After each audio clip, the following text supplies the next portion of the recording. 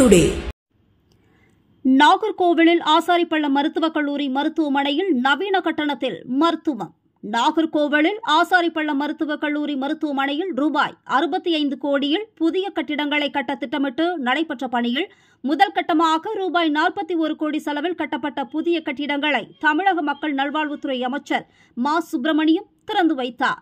இந்த புதிய கட்டிடங்கள் வரிசையில் நாகர்கோவிலில் ஆசாரிப்பள்ளம் மருத்துவக் கல்லூரி மருத்துவமனையில் முதலாக ரூபாய் 1.25 கோடியில் அதிநவீன கட்டண படுக்கை பிரிவு தொடங்கப்பட்டுள்ளது. இதில் 20 படுக்கைகள் கொண்ட அறைகள் உள்ளன. இந்த நவீன கட்டண படுக்கை அறையில் தங்கி மருத்துவம் பெறும் நோயாளிக்கும் உடன் இருப்போருக்கும் தனி படுக்கை வசதி, ஒரு சோஃபா செட், பீரோ, ஹீட்டர் வசதியுடன் கூடிய குளியலறை, கழிவறை வசதிகளுடன் வடிவமைக்கப்பட்டுள்ளது. இன்று முதல், அதாவது ஏப்ரல் 11ஆம் தேதி முதல் பயன்பாட்டிற்கு வருகிறது. இதுபோன்ற கட்டண வசதி தமிழகத்தில் உள்ள அரசு மருத்துவமனையில் அண்மையில் திறக்கப்பட்டது. நாகர்கோவிலில் இன்று முதல் பயன்பாட்டிற்கு வருவதாக தமிழக நல்வாழ்வுத்துறை அமைச்சர் மா. சுப்பிரமணியம் செய்தியாளர்கள் சந்திப்பில் தெரிவித்தார். நாகர்கோவில், குளச்சல், கன்னியாகுமரி, விளவங்கோடு, கிள்ளியூர், பத்மநாபபுரம் ஆகிய சட்டமன்ற தொகுதிகளில் துணை சுகாதார நிலையங்கள், ஆரம்ப சுகாதார நிலையங்களுக்கு புதிய கட்டிடங்கள், பொது சுகாதார அலகு கட்டிடங்கள் என்று 15 கட்டிடங்கள் தற்போது மக்களின் பயன்பாட்டிற்கு கொண்டு வரப்பட்டிருக்கிறது.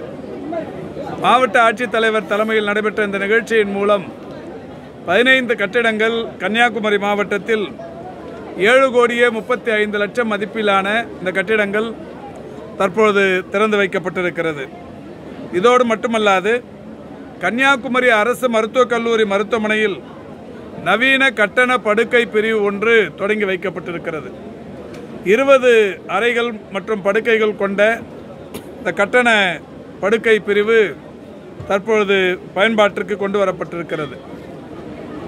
அரசு மருத்துவமனைகளை பொறுத்தவரை அனைத்து தரப்பு மக்களும் பயன்படுத்திக் கொள்ள வேண்டும் என்கின்ற வகையில் உயர் ரக வருவாய் பிரிவினர், மத்திய ரக வருவாய் பிரிவினர் என்று அனைத்து தரப்பினரும் அரசு மருத்துவ சேவையை பயன்படுத்திக் கொள்வதற்கு ஏதுவாக இதுபோன்ற கட்டண படுக்கை பிரிவுகள் தொடர்ந்து பல்வேறு மருத்துவமனைகளில் தொடங்கி வைக்கப்பட்டுக் கொண்டிருக்கிறது.